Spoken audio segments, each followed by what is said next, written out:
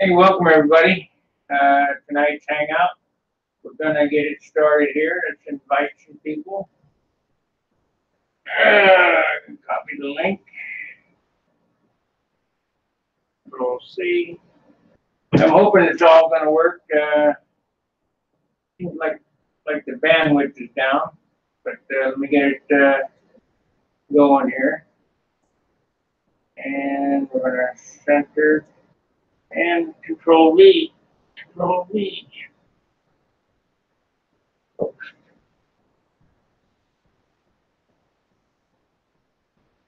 Okay. Alrighty, let's see if we got camera. I'm not sure if it's working, but it looks like it is. So we'll give it a try. As you can see here, this is my new project. I got my Casminato tank today.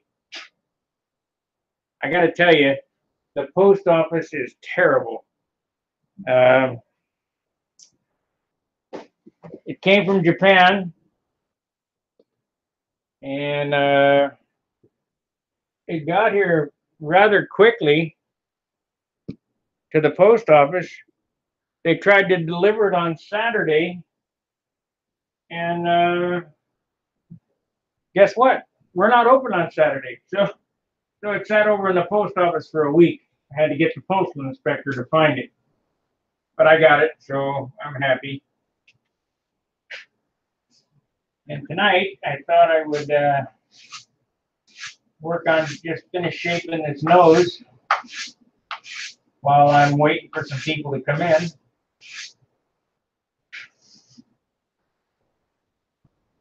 And when I tell people to stand closer to the sandpaper for longer periods of time, this is what I'm talking about right here. To get that nice blended look, you gotta use the light. You gotta look at it. Use a block or a. I like to talk about. We got Hobby Show TV, and them guys.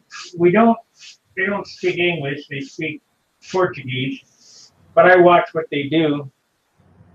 And they're building this great big airplane, just a huge airplane. And what they've done is they've got all kind of flats in it. And the reason they have flats in it is they're sanding this way. Okay. You can't sand that way. You have to sand around the circumference to get it to blend. How's it going, Charles? Doing well, Sparky. How are you, man? I'm all right. I'll try to do this for a couple of hours tonight. All right. I can't hang during the week. I guess Rusty's still on vacation or whatever, and that's fine. How'd that hangout turn out on the other place the other night? Oh, it was good. I think at one time we probably had about at least 5 people I can think of. Ron Haas, he normally can't get into the Google Hangouts. He's actually there in appearing where we could see him and hear him. Why can't he get into Hangouts? I don't know. That's a good question. I know he normally gets on the chat box and chats to us, but he can't get in for some reason, but he got right in on the appearing. Huh. That's looking pretty good, Sparky. Well, we're going to cut this top block off tonight and start hollowing it. Now, do you I see the spinner's not masked off. Do you mask it off with tape when you get close to a final shape? Well, right now there's another thing that I need to talk about. Right now the nose ring is about a 64th above the back plate of the spinner. I'm going to take the spinner off and I'll sand this down till it's a 64th under the shape of this. Right. Then when you put the fiberglass on it, it comes up so it's a perfect blend. You've seen my airplanes. Oh yeah, beautiful. This is the focal point of the airplane, the nose. So you want this to be, you want to spend just a little extra time doing the nose. So, I mean, because that's where everybody grabs it. Right. Well, I'm particularly interested in this because I'm in the process of working on a fuselage, but I've been really slow lately. I've been busy. Not that you're not busy, but I've let things get in my way. This fuselage should be around this 7-ounce range when it's done. 6.5, Wow. 7 ounces. You know what I've found very impressive? I'm not sure whose plane it was, but he actually had the spinner inset a little bit into the fuselage nose, about, I don't know, eighth of an inch or so. And I thought that was so cool how he had the fuselage stick out over the spinner. That was an electric. It had to have been. And it's probably Paul Walker or Bob Hunt does it. Let's see who else I've seen. I've seen quite a few airplanes like that on the electrics, and what they do is they suck in air around the spinner back plate.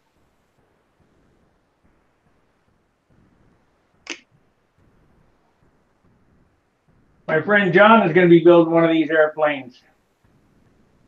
I'm going to give him some unobtainium wood so he can build a 5-ounce wing. Very nice. Are you going to give him a? Now, there's no drawings for this plane, right? No, there's no drawing. Well, here we go again. Hey, you got it again, Ron. Ron got in. He's got his mic mute. There you go. We see you, Ron. Oh, now I hear him.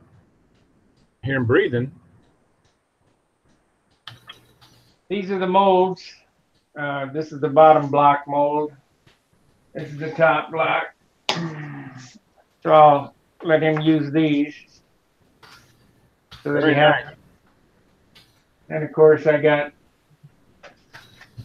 the rudder shape. I mean, you can put any shape rudder on it you want, but right.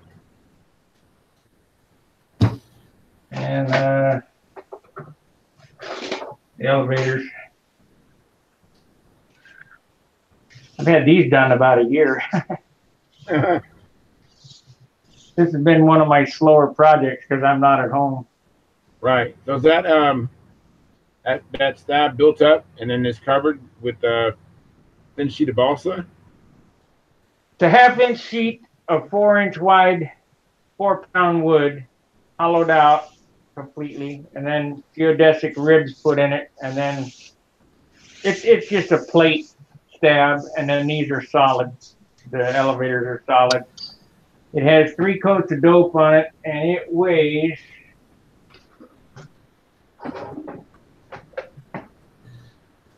not quite as light as I'd like. I'd like to have it in the 2-ounce range, but that ain't gonna happen.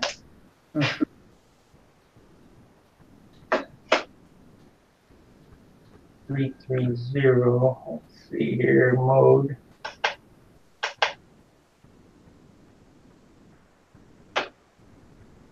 It weighs 96 grams. 3.25 ounces. Well, that's with all the hardware in it too, right? That's pretty good. Hardware hinges and 3 coats of dope ready to install. I'd like to see it in the 2-ounce range, but for something this big, it's just not going to happen. I've made several attempts on foam coring, and I got one at home that's approximately this size, that's in the 2-ounce range, but it's so flimsy, you know, there's no way you can use it. So this is what we're going to go with here. Hasn't got too beat up. But I did get my carbon tank. Oh, I forgot to weigh how much it weighs. I need to take it out. I'll show it to you. All right. Hey, Ron disappeared. Yeah.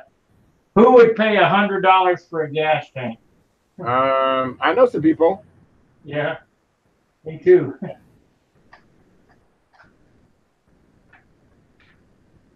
But they run about $100, right? $100, yeah. 89,000 yen plus shipping. I have one, and it has a small leak in the front cap. And I was thinking about maybe filling it with a small little hole with JB Weld and maybe some carbon fiber. Yep, just JB Weld it.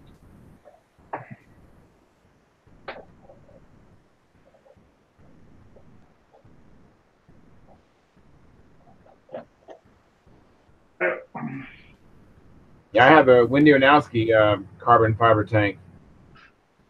This cowl here is a little thick. It's about 3/16 thick on the edges. It's about 1/8 of an inch thick on the bottom. 3/16 at the or 3/32 in the center here. I'm probably going to cut that center piece out. But I got to figure out, I got to sand this all down till it's all even. This cowl weighs, let's see, I want to get it, whatever it weighs, I want to. I can't hear anything. Oh, I hear you now. Can you hear us? No sound. No sound. Well, you're coming across crystal clear.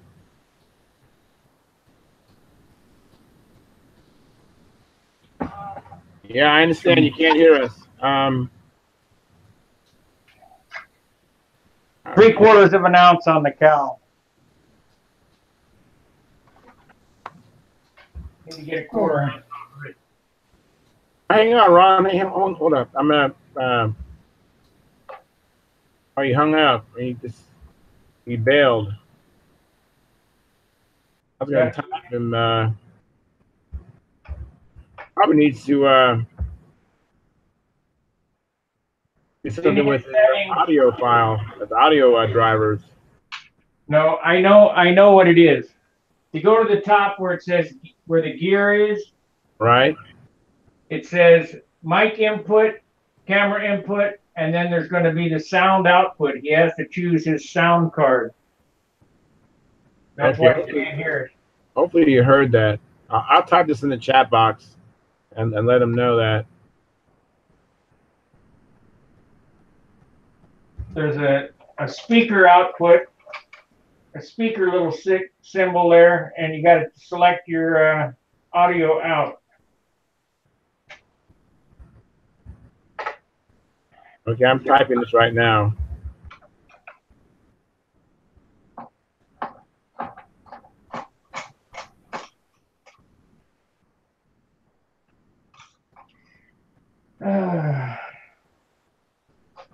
I just pressed my own settings, and I'm seeing. Okay, I gotta select your audio. Okay, I see that. The bottom one. Right. That'll give you the sound.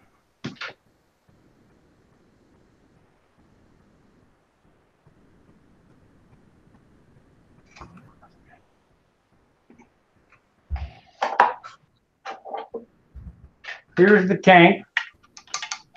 All right. Oh, it's a clunk tank, huh? Yep. And it weighs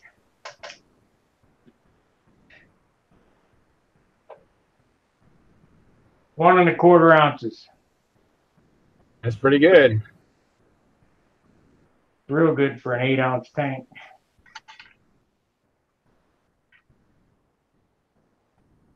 What I did was I kind of had a brain fart. I thought this tank was going to be 7 inches long, but it ain't. I made my my tank compartment. Let's see how long it is. It's pretty damn long. But that'll give me plenty of room to move the tank around. Yeah, that's true. My tank compartment is 8 inches long. Wow, well, that's good. Well, not really. And the tank, I mean, shit, I got a ton of room in there. Yeah. You can see that, Yeah, I see that. but I can move it back and forth a long ways. Right.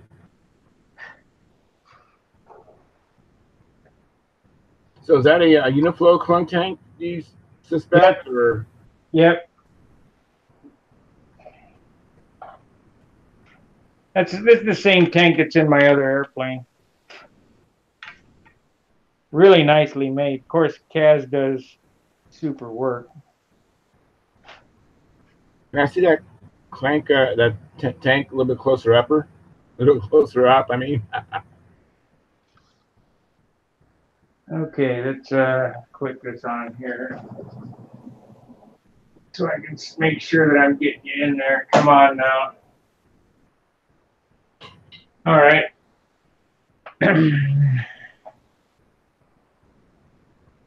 Oh, wow. That's interesting with those nuts on those pipes.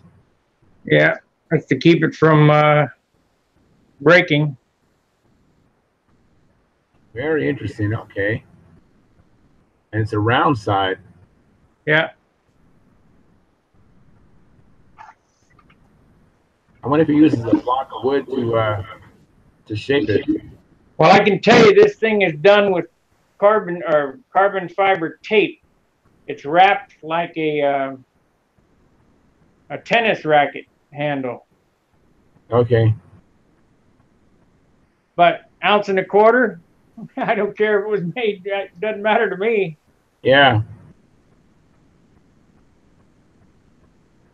John was talking about making these out of fiberglass. I guess we could, wouldn't be as light. The glue is what weighs. I'm a little concerned on how much I moved the tank back. I might have to move that firewall again. If it's going to interfere with my bell crank on my wing. Gotta look and see.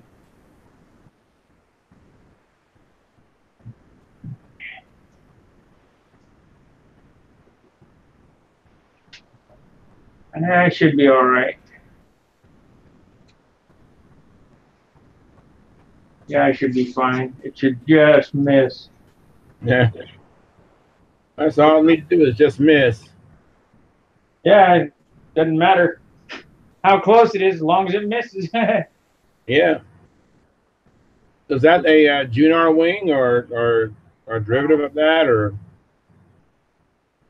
No, these are the wings that we cut them foam cores for on that one tape that we did.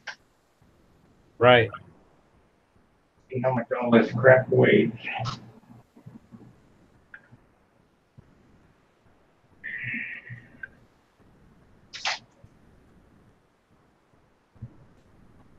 Well, it's coming up there and weight pretty quick.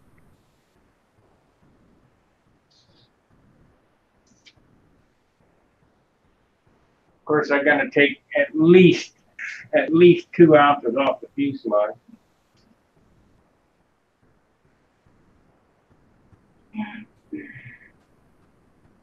Let's see what we got here.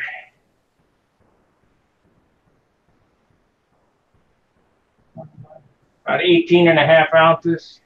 Wow, that's amazing.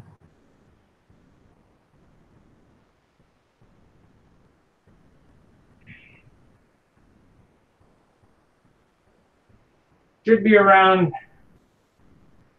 23 to 25 with no paint on it. It's got to be under 30 ounces finished with no hardware in it.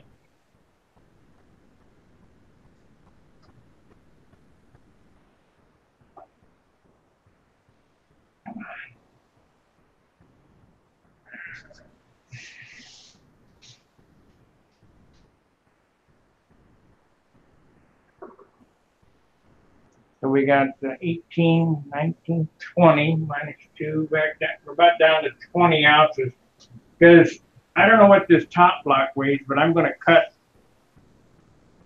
I'm going to cut at least 80% out of it because it's hollow. It's solid right now, All right. but it's still good wood. You know, it's that unobtainium stuff.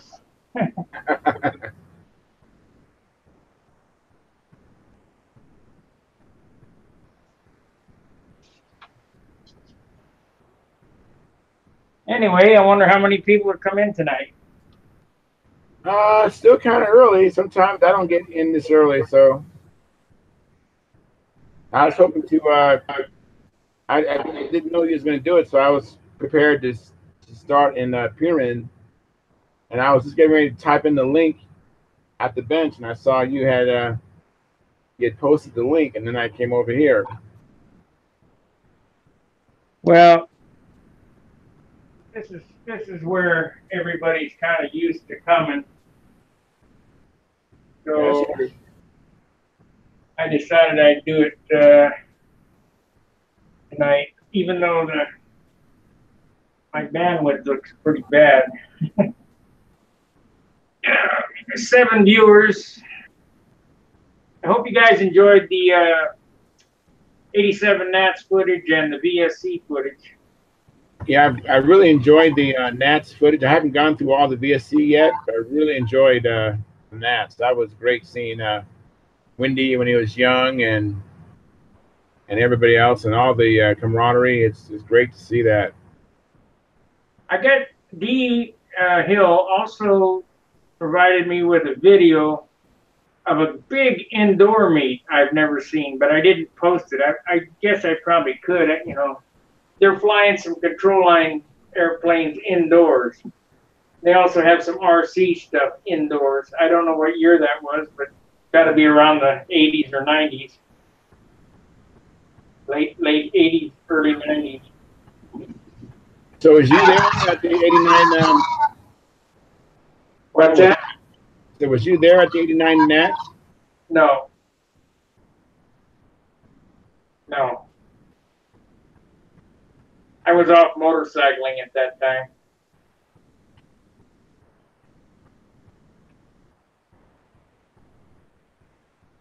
Kind of weird.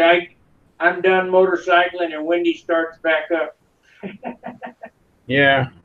Well, I'm really hopeful that with his grandson seeing those beautiful planes, at Grandpa's house, he's really going to start to want to fly, and I think that's what's going to bring Wendy back. I hope. He is a superb craftsman, or he's a painter. I mean, that guy can paint. He's a really good craftsman. Yeah, I really enjoyed the video of it. It's a B-25 bomber. That was phenomenal video. I'm going to be shooting do some live streaming at the Nats. I'm not going to judge. I'm going to fly this year. I happen to be reading through the forum and I can't remember the guy's name. Oh, he put a post up there. I mean, I could picture him in my mind. He put a post up there, last day to register at the Nats. So, you know what? As long as they don't hit me with a $50 penalty, I'll go ahead and register. And that's what I did. I hope to make it out there next year, Sparky. I was talking to a friend of mine. He has some side work I can do for him, and hoping that I can be lucrative enough that I'll be able to save some money up to go to the Nats.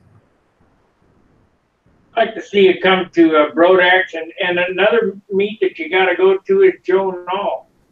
Joe Nall will blow your mind. It's unbelievable. 30,000 modelers in one spot.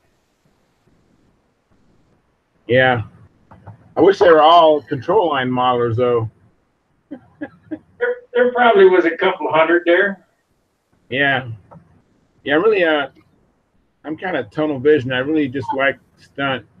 I mean, I have I have like 2 or 3 combat planes, and I fly combat once in a while.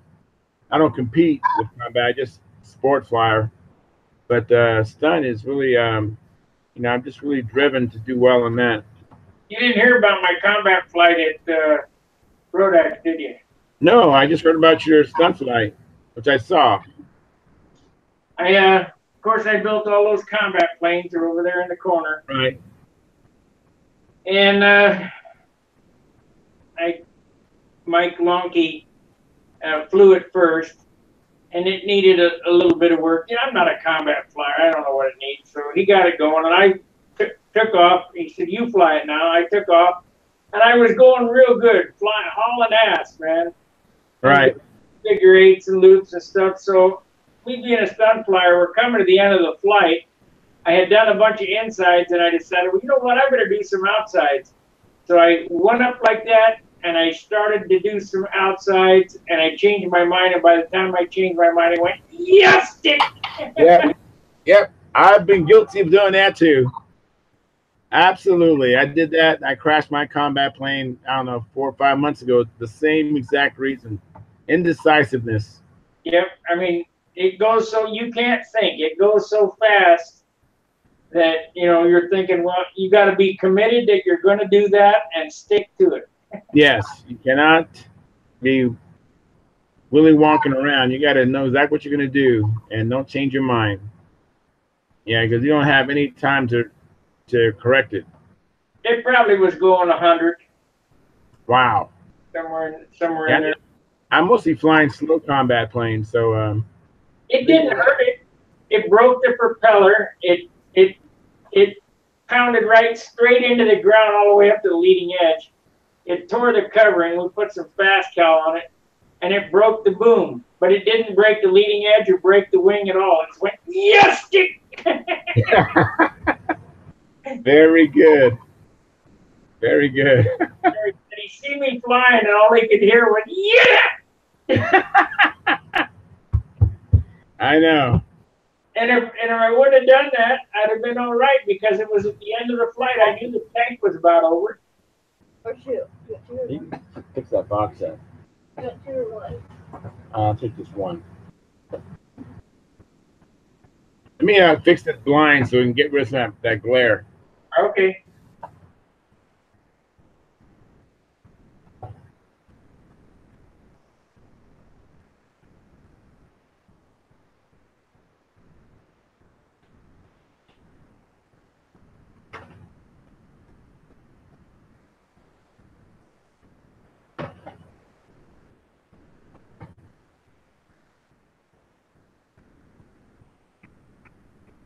That's worse. With that light on, it's worse.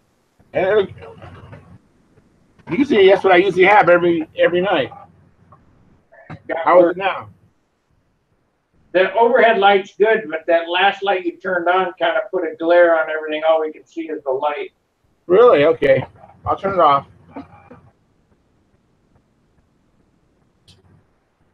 Yeah, that's better.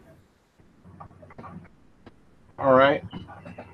So now that you found out that you're black, what have you learned? I haven't learned very much. I guess I live around some very tolerable people, including my wife. She's tolerating me, and my kids are tolerating me, so it's all good over here. That kid, I was so glad to put the kibosh on him. Yeah, I appreciate it. Hi. Your daughter's waving. And she said hi. Hi. I see her waving. Big ham. And she brought me a brownie. Where's mine? It's down in the kitchen. Yeah. I'll get on a plane and get there and pick it up. Yeah, that'll work. Yeah, that guy kind of ticked me off.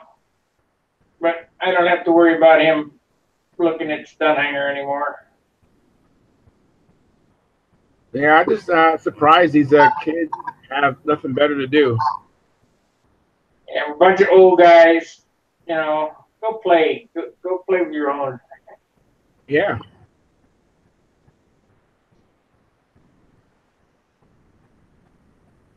You mentioned fast cow. I don't even know what that is.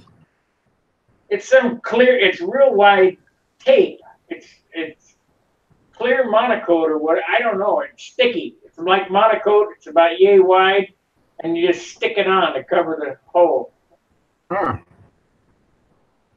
Whatever the combat guys use.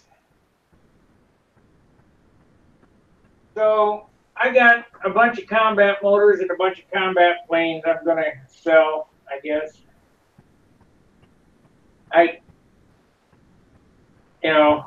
Combat's not where it's at for me. I don't know what they were fun to build. Yeah, it's one thing nice about combat is that it's the winner is pretty obvious. Whereas stunt is subjective. Yeah. Yeah, that subjective stuff really unbelievable. Yeah. We need to put some type of tracking unit in the wingtip weight box and have the computer program graph it out. Yeah, that way the winner really did win. It wasn't a matter of any bias or. But after looking at my flight, the mistakes in it are glaring to me. Now, you can't really see them from inside the circle, but you got the camera out there and see.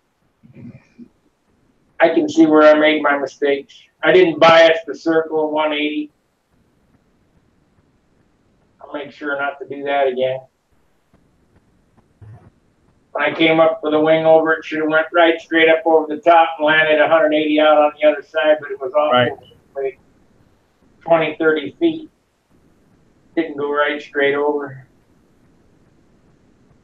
When you bring your hand over the top, do you have your hand like this the whole time, or do you turn it side? I probably turn it to the side. I don't know. I don't pay attention. I've been doing it the way that I do it for so long. It's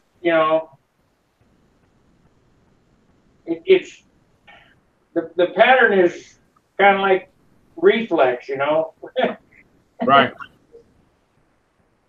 I know how many laps. I do count the laps inverted, and I do count my loops. Otherwise you get lost. And like at Brodax, I saw a guy do 4 insides and 4 outsides. Right. They didn't catch it. They said, one of the guys said that one of the judges said, did he do 1.5 eighths? Now, how the hell can you do 1.5 eighths? Only if you're smoking. It's 1.5 eighths. Yeah, it's either 2 or 1. It's not Yes, 1. I know. Yeah, well, I guess if you just cut off and didn't do the other inside or outside, I guess it could be 1.5, but that'd be pretty weird.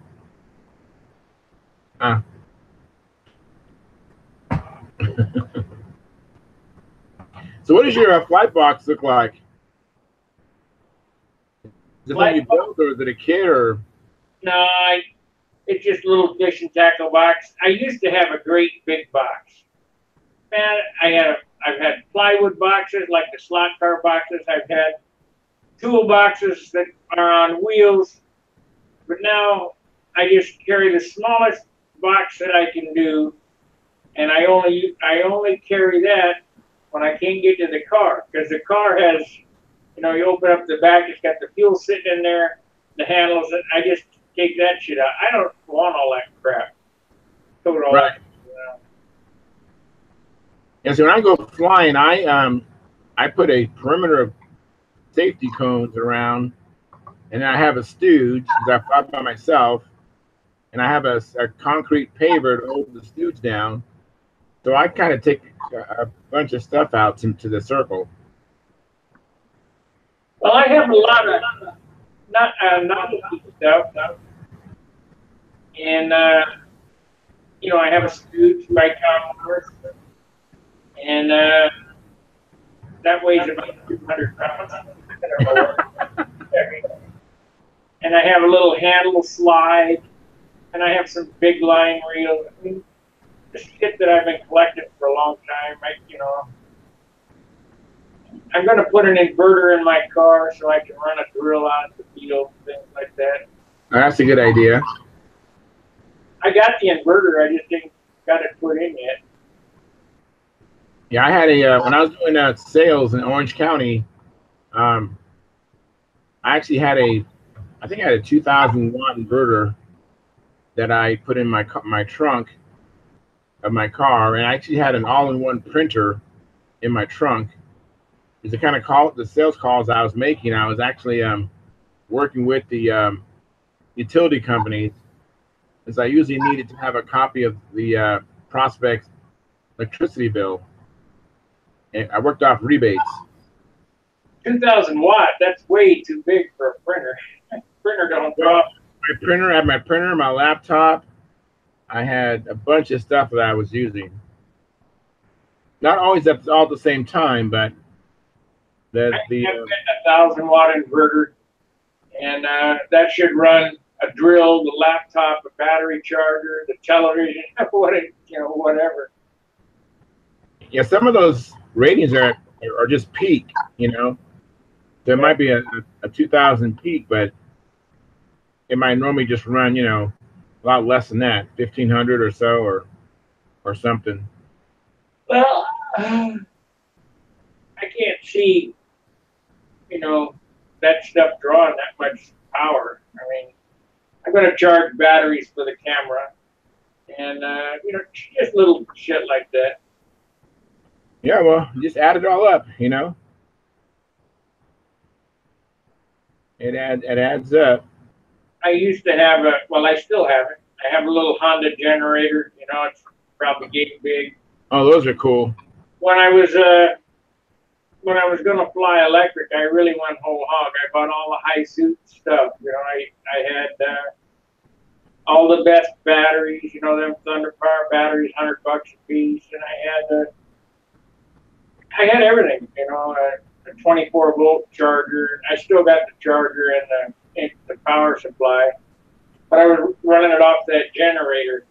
I just don't. I got a one of those canopies that has lights in it. But I don't want to carry all that shit. I mean, it's way too much work. I understand that. When I get ready for a contest or practicing for a contest, I take out these height guides I've made, and so that's on top of everything else I haul out there when I want to make sure that I'm at 5 feet. Well, if you think about it, you really took out all the shit that it takes to set up. You have to have a pickup. You have to have a semi full. Yeah, it's a lot of stuff. It's but lately I've been taking just the plane, my stooge, and I have a box for the cones and the stooge, and that's been doing me pretty well. You go to Whittier Narrows or not? You too far from there? That's too far to fly there regularly. I go there for contests. You're in the San Diego area, right? Yeah, right. I'm in Escondido, and it's about an hour and a little less than an hour and a half to get to Whittier from my house. We used to fly at Miramar when I was in the Navy, but I don't think you can get on that base. Yeah, not anymore. I lost my independent status. I'm 60 now, so I think I lost it at 22. So it's been a while since I've been on the base. Yeah. Did you go on Miramar? Yeah, but not to fly. I remember just going to the movie theater and PX and there was a hobby shop there too. I remember but that time I wasn't in the planes for some reason. Well, I'm the guy who painted the DQ headquarters, that big mural on the inside the sailing ship. Oh, very cool. That's probably long gone. That's my whole claim to fame in Navy is paint work. And I got a buddy, Don Shipley. I did I did an interview with him, but the audio was so bad I took it down. I still got it, I think, somewhere. But I watched the majority of it. You're right. The audio was bad, but I still it was entertaining. I mean, I had it playing while I was doing something else and listening to it. he's a Navy SEAL. If you look up Bud's 131 on YouTube, you can see his channel.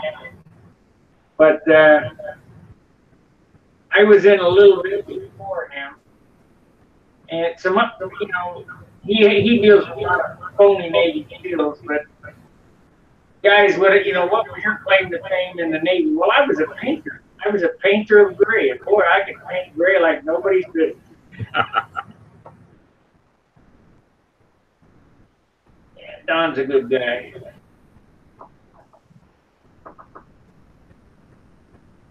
Yeah. I gotta turn this down a little bit. It's too hot in here. What's the weather like there in Ohio? It's about 90 degrees, and it feels like 200. Wow. Where I'm originally from, in the desert, I saw it as hot as 131 in the shade, but it has zero humidity. Today it was 91 with about 200% humidity, and it feels like 300 degrees. So it's just unbelievable. So where in the desert was you from? The Salton Sea. Okay. Yeah, I've been to Salton Sea. I remember going there and doing water skiing with my cousins. That used to be the fastest. Well, it's the only inland sea in the United States. The difference between the Salt Lake, Great Salt Lake, and the Salton Sea is the lake has outlets and the sea has no outlets. The Salton Sea is 210 foot below sea level, so it can't possibly have any outlets until they dig a hole or whatever. And how that got there was in the 1800s or whatever, the Colorado River went on a rampage. It used to be part of the Sea of Cortez. And the Colorado River went on the rampage and made a silt dam down there in the Baja, Mexico. You know, closed that all off, and then the water dried it up. Well, in the 1900s, they built the All-American Canal, and because of that rampage down there, all that in the Coachella Valley, all that soil is topsoil, and they grow. That's why you get a lot of your produce from that area, because it's all good soil. Well, they opened up the All-American Canal and started irrigating the farms, and because the Salton Sea is 210 foot below sea level, that's where all the water goes. So as the water's going down there, it's leaching off all the minerals. It's saltier than the ocean, and that's why it's so fast as far as skiing or hydroplanes or whatever. And they used to have a big, hydroplane race down there. That lake is, I know that I've seen rocks float. You said, no bullshit. Yeah, I'd show you. Rocks float in the Salton Sea. Oh, I remember swimming in it. I mean, it's like you had so much more buoyancy than you ever experienced. It was amazing. They got, when I was there, they had 3 different kind of fish, and now they got 4, and they might have 5, but it was croaker, corvina, and sargo. And then they introduced an African fish called a tilapia, and I guess the tilapia are taking over the ecosystem down there. The last time I saw a video on Salton Sea, it is been decimated. It's nothing. I still have one friend who lives there. All my other friends are dead, but I have one friend who lives there, and they say it's nothing like it was when I was there. It's been 30 years since I've been there. And that was a real hot spot. People to leave LA and go out there and have fun, and it just it's a terrible mess now. Well, McCullough, the same person who bought the London Bridge, and I was delivering coping for a swimming pool supply company when they dropped off the London Bridge in Lake Havasu. But I used to run coping for around the perimeter of a pool, back and forth from California to Arizona on a truck. McCullough, the people who own the chainsaw company, are the same people that bought the London Bridge and set it up. They had bought all these lots at Salt City, and they put in all these streets and sewer, but there's nobody that lives there. I mean, there's hundreds of lots there, but nobody lives there. The lots were $5,000 a piece. My dad owned one, and I don't know. It's just a real desolate area. Yeah, like a ghost town. The what the hell was the name of that? Wasn't the Salt Sea Marina is gone. Helen's Burns is gone. What the hell was the name? Anyway, they turned that one hotel into a Truck Stops of America on Highway 86 there. Which side did you go on, though? 86 side or the 111 side? The side that was closest to Highway 8. I know we went out there on Highway 8 out of San Diego. They both come off Highway, Highway 8. Oh, you probably were on the 86 side then. Niles, and maybe down toward El Centro. Right. Yeah. El Centro, and then you make a left and go on north into Salton City, Salton Sea Beach, and then Desert Shores. I kind of miss that place. I had a good time. We used to run dirt bikes there. It was real neat to ride your dirt bike at 2 o'clock in the morning with no headlight because the moon was so bright. It was just like daylight there. Yeah. Because you're so low, there wasn't any smog then or anything. It was bright. When you look up at the sky, I tell people about what the sky looked like. You can see so many more stars there than you can here. I mean, you see 1 or 2 stars here in the city, but you look up there and it's thousands and thousands of stars. Yeah, I know. I remember that. That's a very good point. We did camping. I didn't necessarily have a camper. My uncle and aunt and my cousins had a real nice camper and boat, and we would more converge and meet them, and it'd be kind of like 2 or 3 families or 4 families there. My uncle was part of a camping club, and they would just kind of decide the destination, and we would just meet them there. We used to fish off of the Fingers, and one day I had a 1970 Cervicar 3-wheeler, 45 cubic inch highway patrol bike, left-hand throttle, right-hand shift. And I got drunk one night and went down to the Fingers, and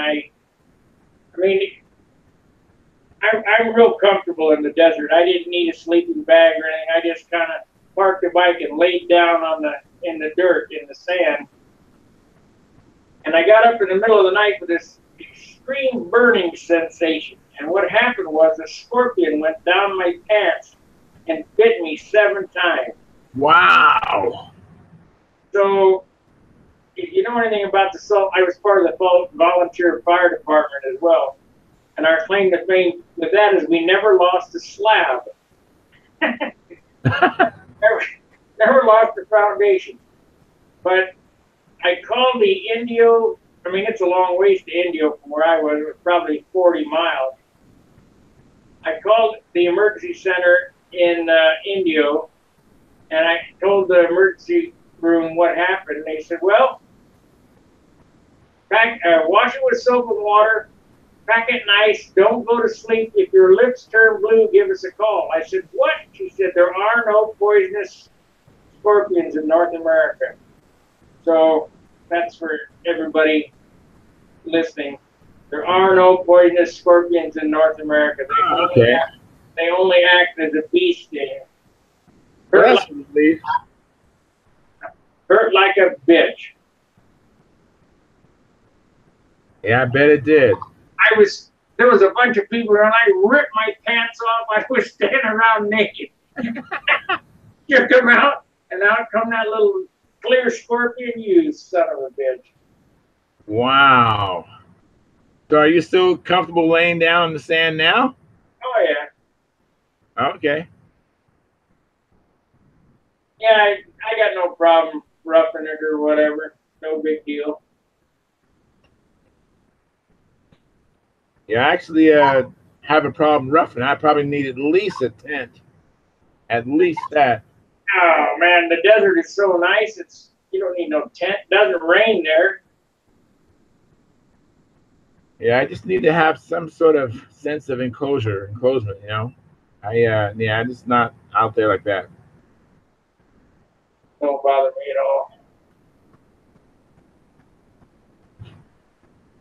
all. Matter of fact, I bought another sleeping bag for this trip to Rodax. Folds up about that big around. It's like nothing, but boy, it's good down to 40 degrees. So Broda actually slept outside? No, I slept in the motorhome, but I have. Matter of fact, when I met you, I was sleeping outside in the garage in the backyard. Oh wow. Yeah, when I first started going there, I didn't get no hotel room. I just had a cot and took a sleeping bag and slept in the garage in the back. The far one in the back. Yes. I'll tell you what, acorns fall off that tree onto that tin roof, that'll wake you up. Yeah, I bet. They do all night long too. Ding, ding, ding, ding, ding. And one year there was a tornado warning. I thought, oh God, you know, because this is not my area. I don't know where to go. What happens if a tornado comes? So Yeah. I'm scanning the field, Rodax. Where can I go? Where's the lowest place on the field I can get? And there ain't none. The wind was howling. Yeah, that was a really good time at Brodax. I just had the best time of my life. I look back at that and man, that was such a blessing to be there. And then to even be able to compete too, because I didn't take a plane.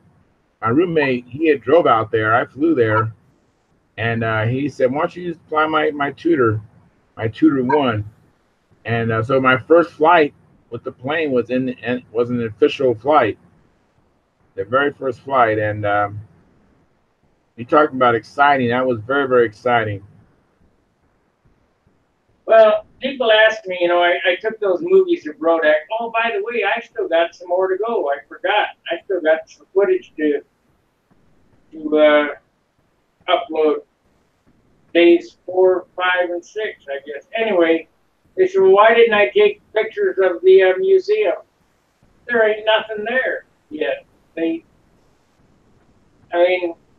Somebody did a short little video of the museum, and it's going to be something nice probably next year, but it ain't ready for prime time, I don't think. But the only thing that was done is there probably was 200 engines in a case. Yeah, I think I saw that video clip showing all those engines. A lot of engines. And have you ever been to Muncie? Never. When I hopefully, God willing, I get there next year. That'd be my first time in Muncie. Well, let me know, and I'll show you what I know about the place. But when you walk into the museum, you go straight to the wall and you make a left. And if you look off to the left, there's a row of glass cases, and there'll be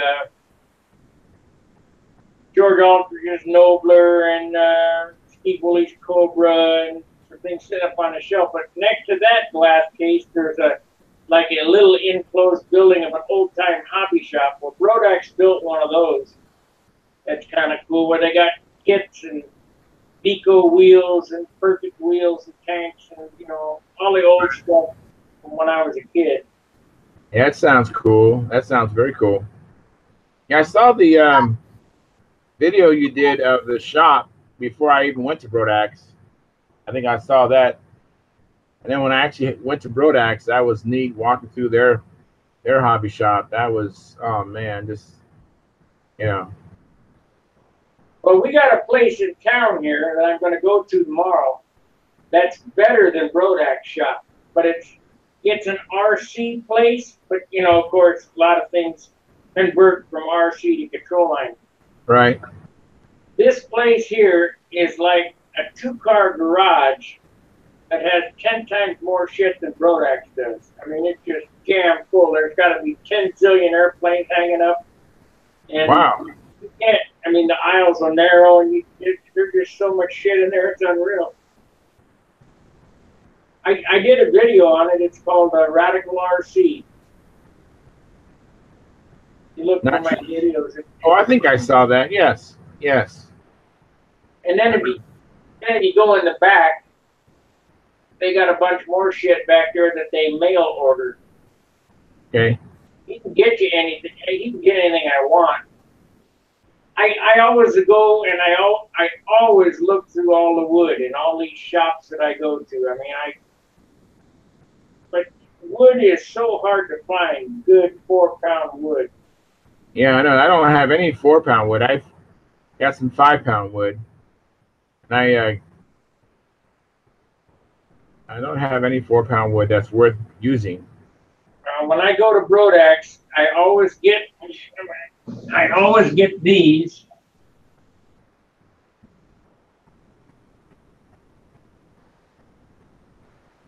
I always get pieces like this. This is 1.25 inches thick by 3 inches wide. It was 36 inches long, but I cut the piece off the end for a block. But this is a 4-pound wood. I froze up. Wow. There we go. Wow, that is pretty neat. But I came out of there with two pieces of wood. And that's for your top blocks and bottom blocks? That's for my nose blocks. I like to carve the nose block instead of mold. You could mold it, but I like to carve it because I can get such a nice shape on it, you know. Right. That makes sense. I mean, if I made a buck, I could probably do it, but I don't know. It's hard to join the sheeting. It's hard to explain. It's hard to join the sheeting around the nose ring and all that. So you just sand it in and hollow it out. It's just as light. Oh yeah, absolutely. Yeah. But you got to get good wood. You cannot build a light airplane without light wood. And Bob Hunt would always say, well, you got 4-pound wood, good at 16th, you can use 32nd 8-pound wood. No, it don't work like that.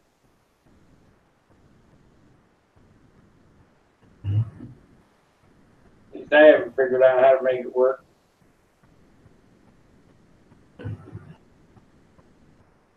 What you have going on tomorrow and the next day? I am probably going to try to fly tomorrow. Seeing as that I'm going to fly at the Nats, I need a couple more flights for the year. I only have 8 flights for the year. You need more than 8.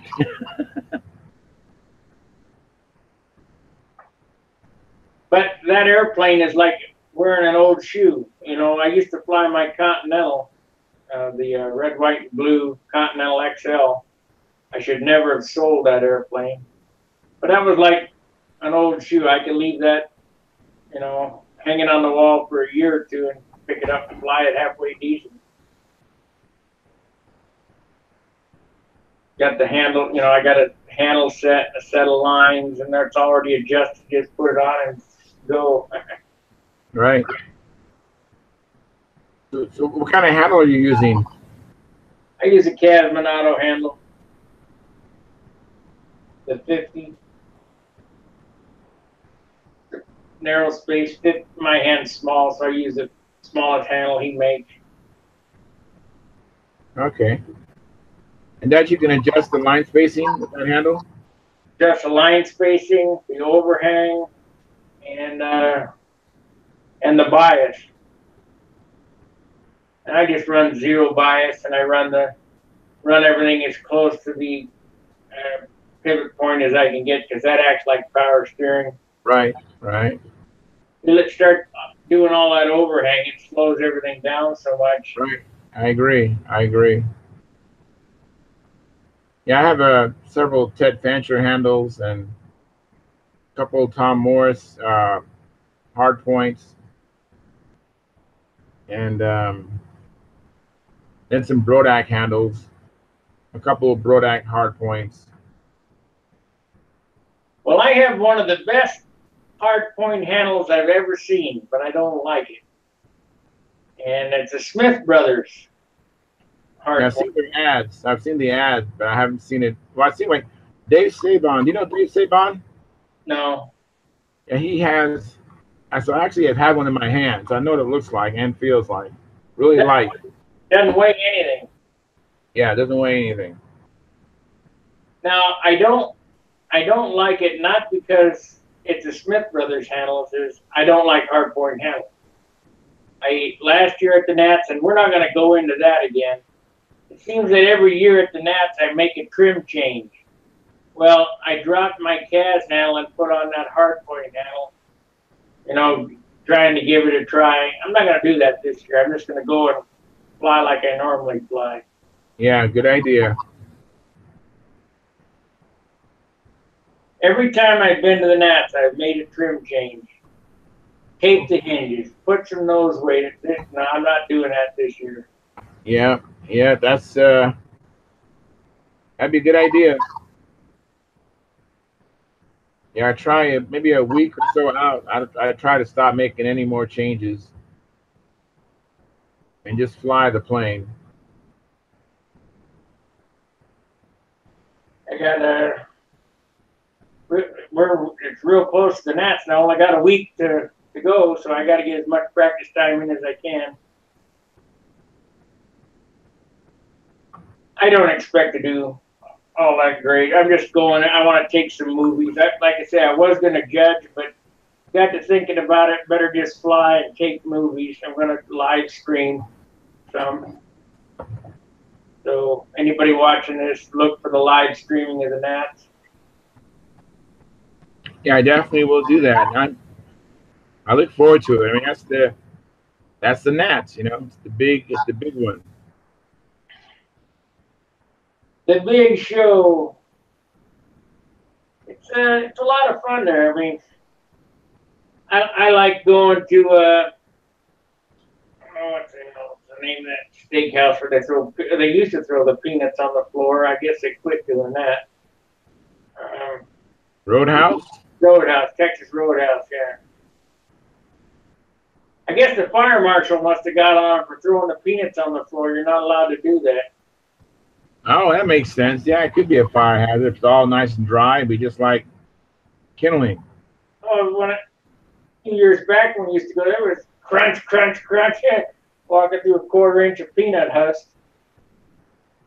Yeah, but the roadhouses that we had out here, they would clean it up pretty frequently. I mean, it wasn't like that all day long. They would clean it up. I don't think you're allowed to throw the peanuts on the floor anymore. But, they got the best steaks that I've ever had, I think. I like them. I got to eat there a couple of times. And, of course, who was it? It was Larry Lindbergh and I can't remember his name. Anyway, we went to the Red Lobster and had rubber bands. And rubber bands? Yeah, we ate rubber bands. Clams. Oh, clams. Okay. Yeah, rubber bands. So, and then when you go with Chris Rigotti, who I haven't seen in several years now, he likes to eat cardboard and syrup, which is fried mush patties, which is basically grits. I don't know how them guys can eat grits. It's like eating dirt. Terrible. Yeah, I guess it has to be cooked just right, and very few people know how to cook them. I I've only had grits on a couple occasions, so it's not something that I actually want to have. Like eating dirt, isn't it? I don't remember. I just know that my I went to my aunt's house and I was a kid, and in the morning she was making breakfast, and they had eggs and sausage, and I go, what's that? And they said, grits. You never had grits before? I said, never have had grits in my life. What is that? And they said to me, try it, and I tried it. And my cousin said, put some butter on it and some salt. Good, mix it with the egg, and it was okay. Like eating dirt. Yeah. However, I do like some black, I guess it's folk food or whatever. I do like chitlins. Yeah. You like them?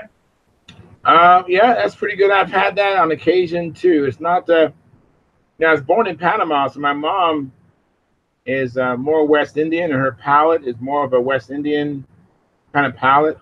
So the things I grew up with weren't necessarily the things that my black friends ate. They would turn me on to it, and they would go, "Wow, you never had grits before?" Which I did try it, and collard greens and I don't like that. That's like eating grass. and some other things, But I grew up on what's called coconut rice, and the rice is cooked in coconut milk as opposed to cooked in water, and it's a thing called yuca. I can't describe yuca. I can't tell you what yuca is. And then cuckoo is another thing that's West Indian, and so my palate is really more toward a West Indian palate. Chitlins is the same as tripas de leche. Living down where I'm from, I got I speak Spanish, and I got a lot, eat Mexican food, and lived in Mexico for a while, and got a lot of Mexican friends. Well, tripas de leche is the same as chitlins. Well, that's all good. All that is good, but it's got to be cleaned real good. Oh, absolutely. And typically, they would clean it at one house and cook it at another house. Yeah, so the house doesn't smell bad. Right. Exactly. You don't want to go to a house where they cooked it and cleaned it. Yeah. You're not going to have a very pleasant experience there. Yeah. So I've had it. I'll tell you what fruit I like. I think it comes from your area is kiwi. Yeah, I like kiwi fruit. Yeah, that's pretty good. Yeah, it is. I love kiwi. Kiwi fruit's delicious, but I don't know if it's from where I'm from, but I eat it. Doesn't Baltimore grow where you're from? Say again? Oh, in Panama? That's a good question. I mean, because Panama is Central America, and then I know down there in Colombia and all that, they have balsa wood. Ecuador, where most Ecuador, yeah.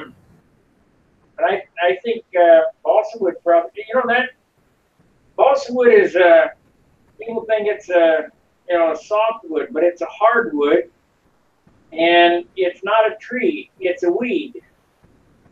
Okay. And it is considered a hardwood, and it's not the lightest wood either. Did you know What that? is the lightest wood? I don't know. If you type it, I can't remember the name of it, but you type it into Google, you can get it. But balsa wood is the strongest light wood. Oh, I see. Okay. Pound for pound, it's the strongest steel. So if you had 20 pounds of steel and 20 pounds of balsa wood, which would take a whole lot, it would take the same. It would be the same shear strength. Interesting. Yeah. I'll tell you what, them free flight guys, that $1,000 a pound wood is unreal. I don't know where they get that shit from. It's 2-pound wood. Wow. Now, when they cut the balsa wood, they actually shave it, right? When you get like 1/32 or 1/64 piece of balsa wood, it's not like cut with a bandsaw. It's actually shaved, right? So I think when I talked to that guy at National Balsa, he was going to sell me a log that they actually mill it, just like they do at a lumber yard. Okay. Bandsaw and then planer and sander and all that crap. They probably lose 25% of the log. I would have bought the log if he would have guaranteed it was going to be 5-pound wood, but he couldn't. Yeah, that's true. Yeah. I've never seen a whole balsa log in my life. There's a place not too far from me called Frost Lumber, and they sell these big, like, rectangular logs of balsa wood. I think people use them for landscaping, some sort of and I've been tempted to buy one of those. It's like a either 8 or 10-foot section in length, and it's something like a 8x8 dimension. I guess the guys don't like me as well as they like Rusty. Oh, me and you for an hour now. Yeah, well, you know what? We've been getting on later and later, especially on Fridays. So we'll see. I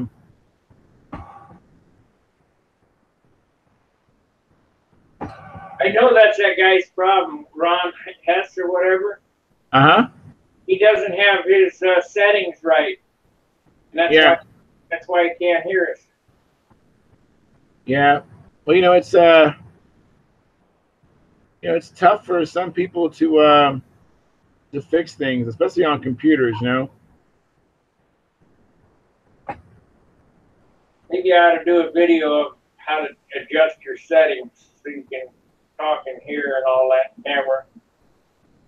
Well, that's an idea. I mean, that's actually a pretty good idea, because some people learn by they can hear it auditorily and they can figure it out, and then some people you can talk to them to the blue in the face, but until they see it, they don't understand it, Right. And I kind of lean more toward once I see something, I can do it.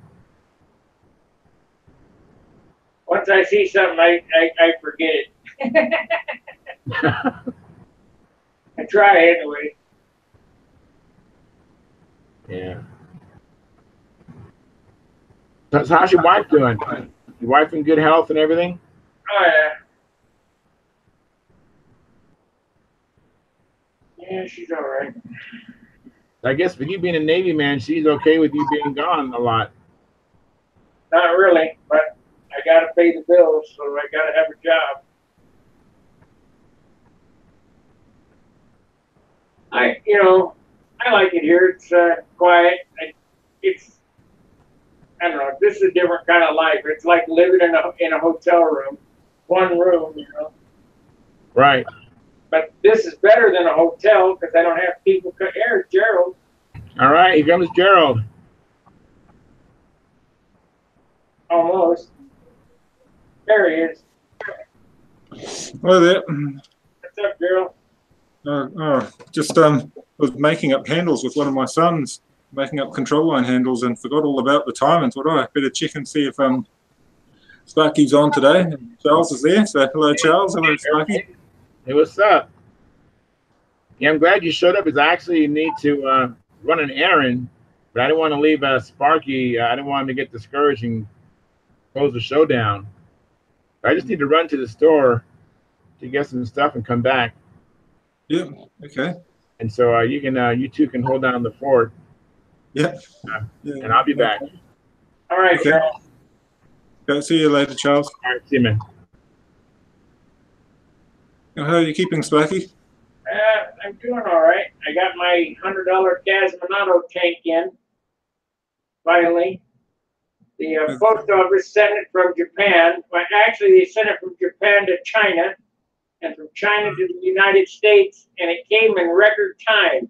It got to the post office, and they sat on it for a week. Oh, no. They tried to deliver it on Saturday when the place is closed, and on the tracking number, it says, we'll deliver on the next business day. I had to call the postal inspector to find it. No, it's not nice when that happens, but you got it in the end. That's the main thing. It hasn't gone missing. Especially with a $100 carbon fiber tank, you don't want it to go missing or get damaged in the post. The secretary where I work went to the post office and said, "I'm not leaving here till I have that tank," because I've asked for it every day. Mm. So that was cool. Yeah, it's just funny that it went from Japan to China and then to America. They don't have a direct route then. I mean, this is what it looks like. Where did it go? Uh-oh. Disappeared. Oh, there it is. I know it's here. We got it. Oh, yeah. That's what it looks like. Oh, it's pretty flash. Light, ounce and a quarter. That's why I wanted it, because it's so light. It's a clunk tank. So is both the pickup and Uniflow both clunked, or is it just the pickup that's clunked? I don't know. I'm hoping that, well, Casminato made it, so I'm sure whatever it is, it's right, you know. Mm. Yeah, there's so many different variations of the Uniflow setup now. Right.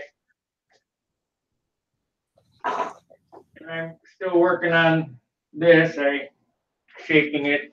I don't know if you saw this or not. Yeah, I saw it. You're progressing well there.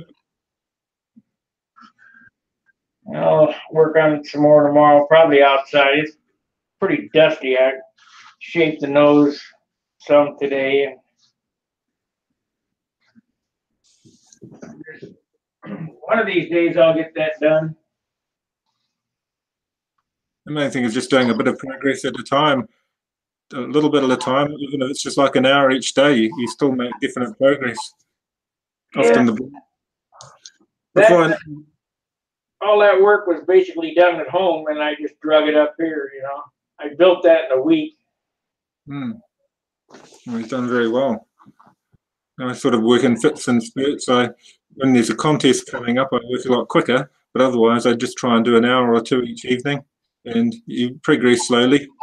I was looking at the ringmaster that you made, and I thought, I've got to do that as well. I've got a ringmaster kit here at home. I'll put it together and I'll copy everything. I'll keep the original kit and I'll just copy everything, and then if the boys want, they can make a copy as well. So hopefully both boys will make a ringmaster too. I remember your ringmaster with the Super Tiger 35 on. I might use a 35X that I've got sitting on. Well, I've changed my mind on my ringmaster. I was going to make a 100-mile-an-hour ringmaster, but I'm going to take the egg back out of it and make it a regular ringmaster, so I can't keep up with the combat planes. I don't know that you heard the story about my Brodak combat flight. Mike was there, and he flew the combat plane first, and it needed some work, so they did whatever. He got me a bladder and short tanked me, and I got going, and I was flying around pretty good. And I get, because I'm a stunt flyer, I go, well, I got a whole bunch of insides. I better do some outsides. And I went to do the outsides, and I changed my mind. And by the time I changed my mind, I went, yeah, right straight in the ground. Wow. So I'm not going to be flying 100-mile-an-hour anymore. Yeah, it's very hard. It's quite taxing flying a combat model at that speed. Once you get used to the speed of a combat model, it makes stunt seem easy. But now I'm a bit old to do combat. If my boys want to do it, I'll close the door. One of them's making a racket behind me. I'll be back in a second. Okay. Everybody watching this, make sure you like, subscribe, and share. I hope you enjoyed the footage that I did on the 89 Nationals or 80, whatever. Yeah, it was 89. I still have some more Brodak footage I'll post. I forgot about it until just today. I got a folder with about 6 more episodes, maybe at least 4 more episodes anyway. Oh, they've been great. I've been enjoying watching those. I haven't gone through the vintage Stunt Champ ones yet, but I've enjoyed watching all the Nationals ones from the 80s. Have been very interesting. And that was set Ken I can't even say it, Bodovich or but let me see, I can't pronounce his name. It's Ken Budensek sent them to me. And the title of that was The 87 Nats Wendy's Motel Room, featuring Wendy, Bob Hunt, Bill Rich, Nat Gifford, Bob Galdini, with a stingray of the Olympic, Bob Barron, Frank McMillan. Video by Ken. And then we got the D Hill footage from the first VSC. Yeah, I'm looking forward to watching them. Yeah, I'll watch them when everybody's at school and at work. Then I'll get on to watching the Vintage Stunt Champs. Ken said from time to time he was going to send me some more of the older footage to encode and post for everybody. So yeah, it was a lot of interesting material there. Bob, Wendy had a lot to say. He was really the personality of the event, and Bob Galdini's Olympic. There's a lot of development there that I didn't really know about. We connected it back to the Nobler. I found that really quite interesting, watching the progression through his different models. I'll tell you what I got is him saying, "Well, this is 80 ounces, and mine is light at 76 ounces." Really? Wow.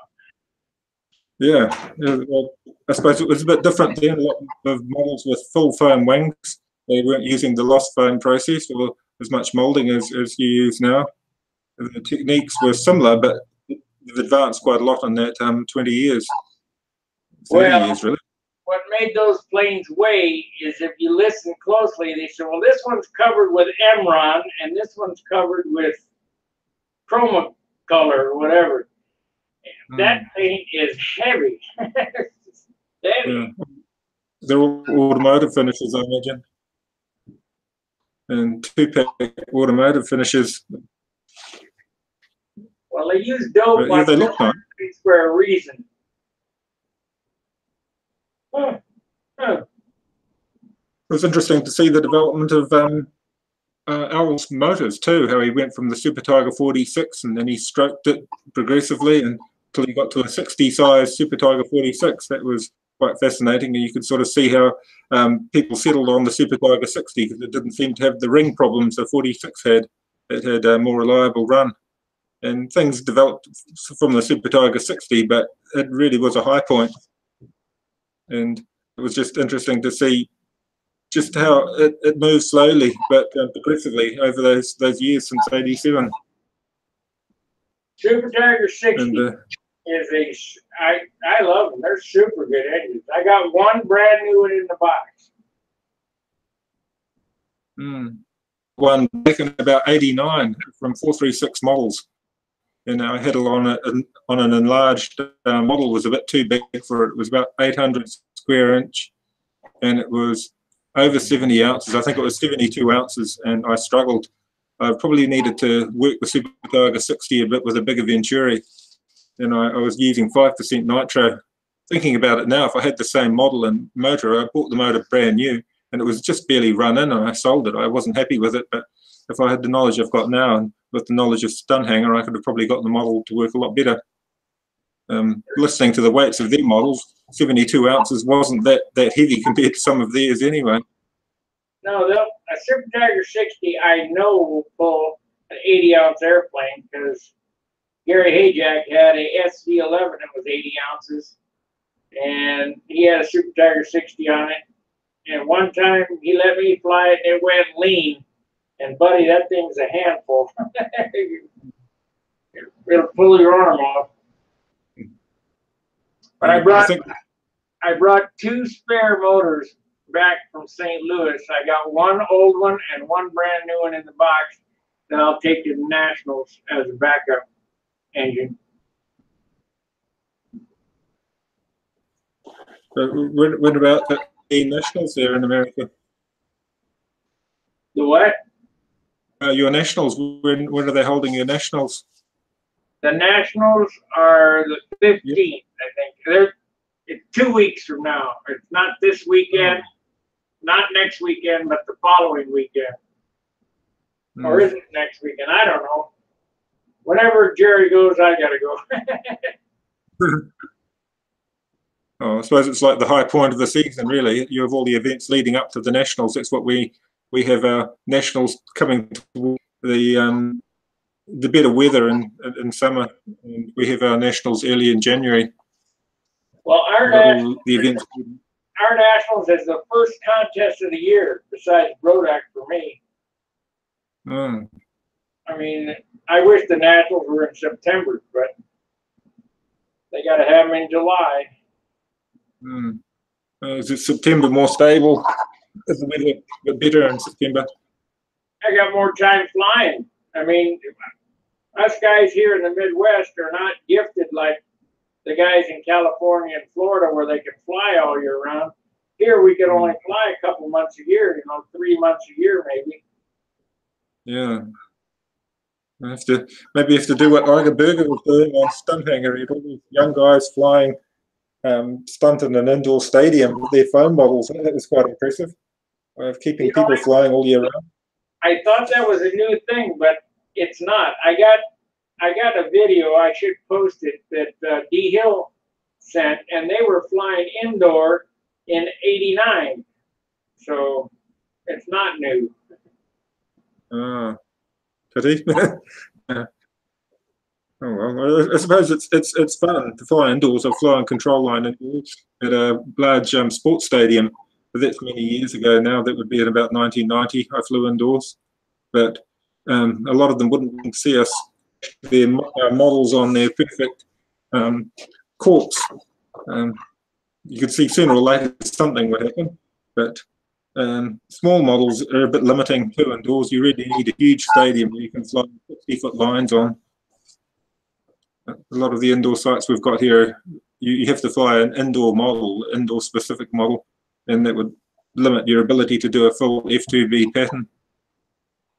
Well, I don't know how much the alcohol would affect you inside, but if you ever run a drag bike in a garage on alcohol, you better have a mask on, a fresh air mask, because it'll gag you out. Yeah, I've only flown electric indoors. I've never flown a glow model indoors.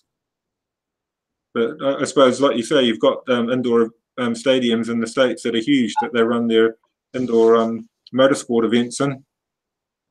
Yeah. Otto likes watching the monster trucks and that sort of thing, where he's had videos of that. But yeah, I imagine the noise would be tremendous echoing around an indoor stadium. No, not compared to. I went to one Coliseum in St. Louis. They had monster trucks, Art Arfons and his jet dragster on. Man, it was loud. I mean, it's like running a top fuel dragsters inside. Yeah, that would be impressive. Our little airplanes wouldn't be nothing indoors. But one thing you got to worry about indoors with a big model is you got no wind. You'd be flying through the wake. Oh yeah, yeah. You have to have a big fan at one end that put out 5-mile-an-hour wind. Yeah, I didn't think of that. I'll build something like that. Yeah, well, I suppose most air modelers, if they had their way, they'd have their own flying field and an indoor stadium to fly in when the weather's poor. That would be the ultimate. But the ultimate flying field would be a football field indoors with around where the bleachers are, motel rooms, so that the guys could come in and stay in the motel rooms, and then on the first tier would be bleachers. So but nobody's going to watch that, and who wants to see us flying for airplanes? Yeah, I know we're a very small minority as far as sports go. Aeromodelling is a very small sport.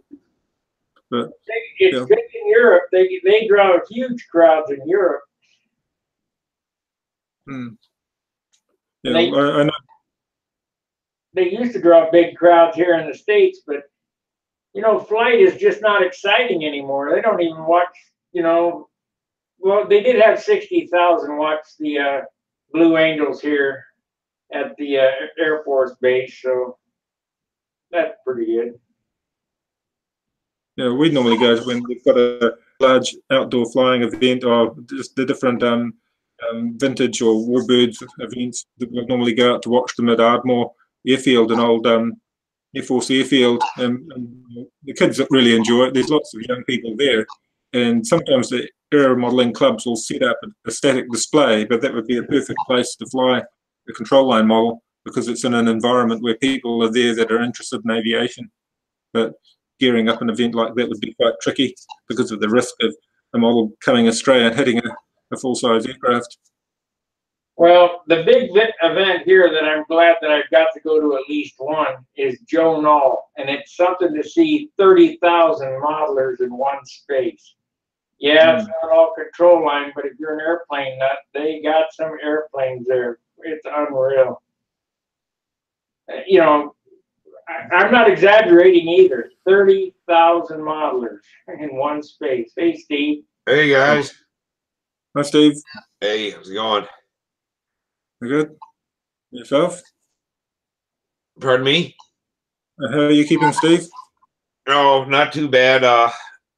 So damn hot here that, I don't know, heat index was like 104, 105 today, and I was in a mezzanine on top of this building all day long, and that killed me. Then last night we were flying, and Samantha's complaining about her stomach and back hurting. When she goes, Dad, she goes, I can't fly. She goes, it makes my back and stomach hurt so bad. And so we get home. She says, I think I'm getting a bladder infection. So then today we got to get her in, and she was hurting really bad. And they sent her to the hospital. They want to check her appendix and stuff like that. We got out just a little later. She's got a kidney infection. So they gave her pills for that. I'm like, man, if it ain't one thing, it's another. Having a bad run of it. Yeah. Is it all the stress leading up to graduation and going overseas? Now, we're changing doctors with her because every 3 months she gets damn bladder and kidney infection. Took her to the doctor. They give her pills and stuff to get rid of it. I'm like, I want to figure out why she keeps getting this. You know, what is going on? And the last time it was like, well, she's getting better. And it's like, what do you mean she's getting better? She's not on any medication or anything. Why would you let stuff go? You know, if there's still traces in her urine or whatever, I don't know. These fucking doctors just charge you hundreds of dollars and nothing happens. So we went to a different doctor today and stuff, and I don't know all this happens, but they put her, I call them roach pills. They make you pee kind of an orangish red. You know, when I was a kid, we'd have them and stuff, but Doctors are just practicing. They don't have to know what they're doing. Mechanics have to know what they're doing. yeah, I know it. I don't get a thing of, well, I'm just practicing. Sorry about the mistake. Oh, I know. Could you imagine that going over, telling your boss that? Yeah. Well, I was there for 8 hours, and I think it might be this, but we'll find out in a week or so. And then a week or so comes, well, that wasn't it. Well, let's try something else here. Can't guarantee it'll work then either, but shit. Yeah, they've been pissed off. We wouldn't have a job long. Well, you know, and that's like, you know, fixing air conditioners. You go there and it's like, oh, you got a bad fan motor. Well, you fix the fan motor. And a week or 2 weeks goes by and the unit's down again. They're like, you were just there working on that. And it's like, yeah, so it quit working. It's 17 years old. Just like when the last 17-year-old part went out, it's got a whole bunch of more 17-year-old parts in this thing. But they don't understand it. So, but you do. Like back when you're working on Harleys, you could you know, had a bearing go out in the front tire, and then a week later, a bearing could go out in the rear, or a chain or belt, or it's like just because you fix one thing doesn't make everything else on the whole damn machine new. We had a guy who was going to burn our building down because I fixed his generator on the Ironhead Sportster. He went out and got a flat tire, and it was my fault. It's crazy. I wasn't working on the tire, buddy, and I wasn't riding it, so it's on you. Oh, I know it. It's just, you know, it's like these old boilers, you know, they all go to, a boiler will go to like 20 different heaters in the building. And I work on the boiler, then it's my fault that a heater went out in the northeast side of the building. And it's like, I never touched it. I wasn't there. I never seen it. It's something totally different. You get that axle motor fixed? Yeah. Yeah, it was, all it was that damn blind nut that must have fell down in the fuse and got hung up in there. Was on the back of that motor, and that thing it just purrs right along now and everything. And when I took it out of there, I just grabbed it out and I got a magnifying glass and looked. It don't hurt nothing. It wasn't in the where anything was rotating or anything like that. It had to be vibration that was making that noise. But yeah, we've been flying the hell out of it. So What happened, Gerald? you keep going out and coming back in, disappearing on us. I take it you're back inside where it's warm, huh? I've got a nice warm spot. I didn't want to sit up in the modelling room. And the modelling room's a huge mess because I've cut out ringmaster parts and I haven't had a chance to vacuum or tidy it up. But me and Otto were cutting up handles earlier, just trying to get busy. Oh, okay. That's cool. So, Sparky, is that your new airplane there you brought with you? Yeah. Yeah. Something to play with when you're bored, huh? I've been working on it, standing on it.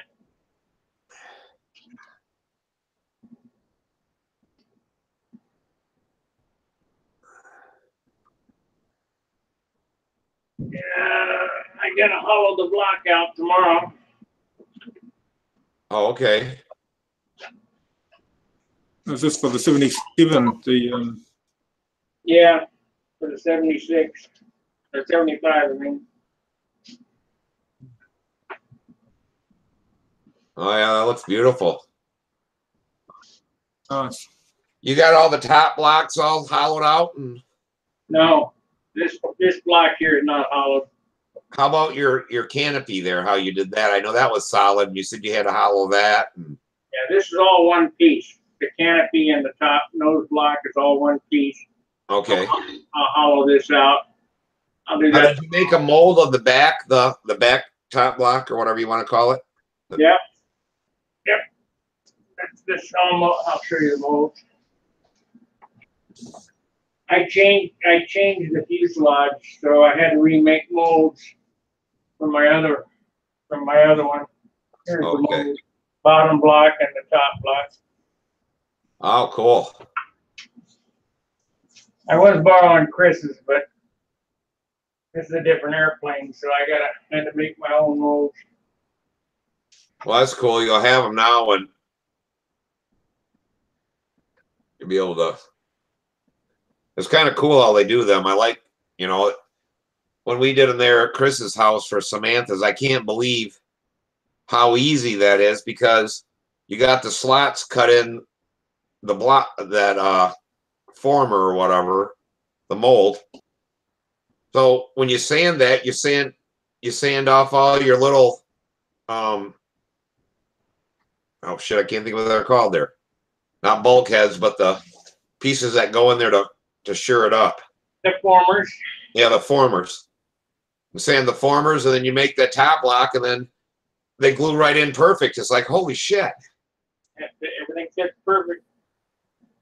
Because how we were doing it is I was hollowing the whole thing out and then taking a former and getting it close and sanding it in until it fit down in there. And then usually this part hung out the bottom some, and then we'd sand that down flush. And Yeah, this way it works a whole lot easier.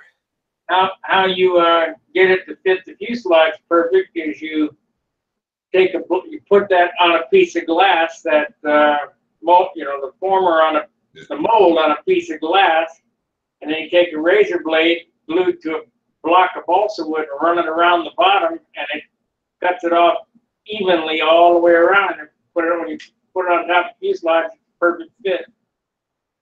Yeah, I know. It's so cool how that, how much time that saves on making all them things. Yeah, it took me a day to make them 2 molds, but once you got them, you got them. Yeah. And like Chris said, that a lot of them you can use on different airplanes. You can kind of modify, once you got it rounded, you can kind of modify it a little bit to make it work. But that seems like a hell of a deal. I just make another one. Yeah. The Nobler's molded. Oh, okay. Just about all my airplanes are molded ever since I built them Thunderbolts. Yeah, that really takes off a lot of weight. Yeah, you can't get a block of wood as light as you can. And I got away from molding 3/32. Yeah, you can do it, but I'd rather have, like, the top and bottom on this are 2 pieces of 4-pound 17 laminated together with Z-epoxy. Oh, okay.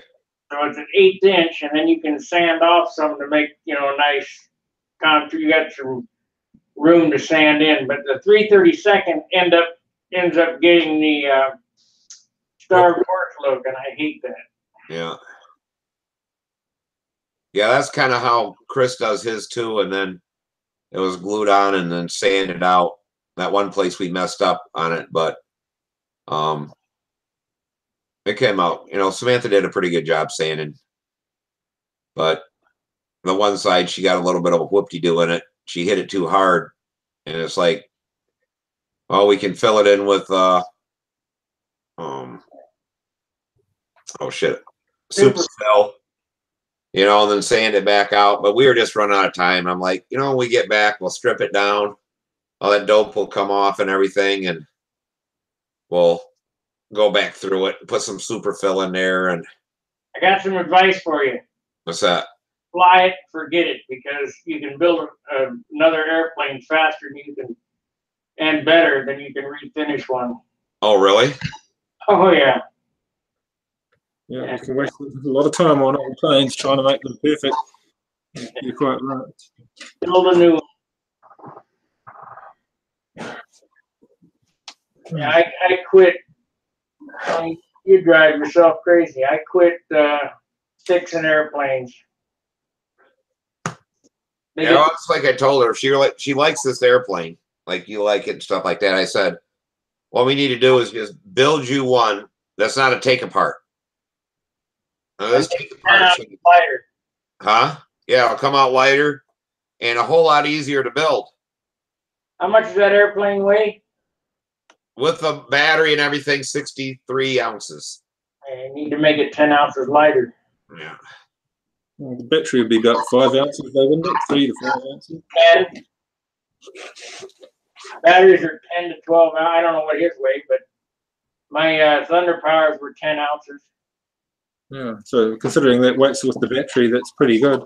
Yeah, the Thunder Powers we got in there now are 13 something. Hmm.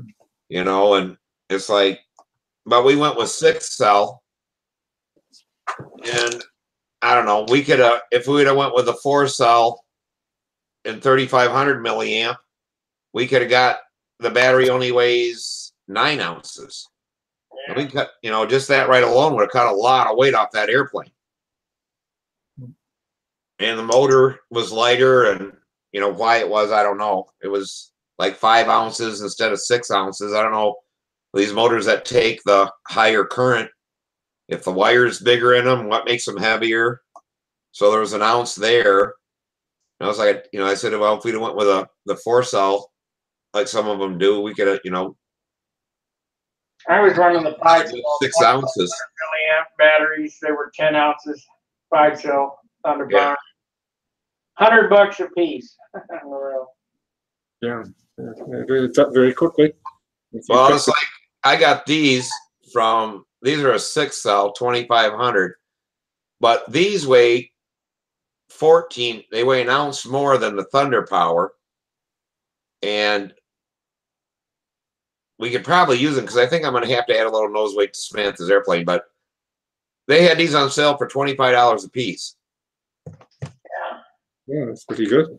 Yeah, and what it was is that they're, for 1 year from the date of purchase, they're 100% replaced for the warranty, and after that, for the life of the battery, however long you have it, is 50% to replace them. The battery goes bad, you send it back. 50% of the regular $70-some for this battery. You give them for $35, but they're a little heavier. But I was talking to the Smith brothers there, and they're using them, and they said that these lighter batteries just do not last as long. But they got some of these Venoms, they've flown now for 3 years. Have 500 flights on them, and they're fine. That's pretty good because I've heard that 100 flights is all you can expect out of a pack. So 500 flights is really doing well. Well, they said that some of them Thunder Powers.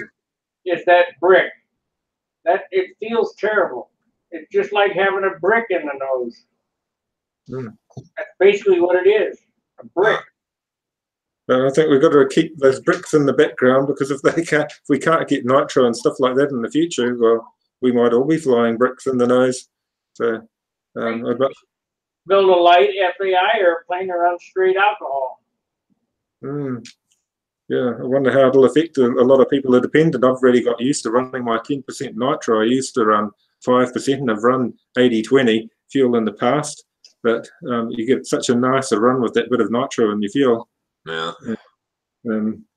Yeah, it's scary to think, yeah, we might have to we'll end up running electric if the fuel situation gets much worse. But I suppose it's just that some of the suppliers don't want to carry blow fuel anymore. They'd rather just do battery packs. A lot of the hobby shops are like that here. They don't carry any fuel at all. They just carry battery packs. Do you have a drag strip around? Oh, yeah, we do. I bought nitromethane from a top fuel drag racer in the past, Mike Gearing. Alcohol, too. Really easy to make. Yeah, well, the problem here is everything's imported, and getting nitro and then getting it shipped is more of an issue now. But I've still been able to get my nitro and get my methanol. I just normally buy it by 4 gallon or 5 gallon amounts or 20 litres, which I think it's 5 gallon amounts. I've got a cat on me now. But Otto, do you want to go and grab those handles? Those handles. Oh yeah, the ones we cut out. Yeah, you can show. The one thing though, I mix my own fuel, and we put my fuel up against the stuff in the cans, the VP. Yeah. And you do, if there says 10% and I mix mine at 10%, they actually get more power out of the VP. It's in the nitro. I can't get really good nitro anymore. Yeah. That's my problem. That or it's the methanol has too much moisture in it or something. But I can up the nitro a little bit and make it, for a few pennies more, make it run the same. But ask Danny where to get some propylene oxide. Brodak had it on the shelf there when I was there. I should have got some. I don't think we get that around here. Let's see what you got there, Gerald. Hold it up.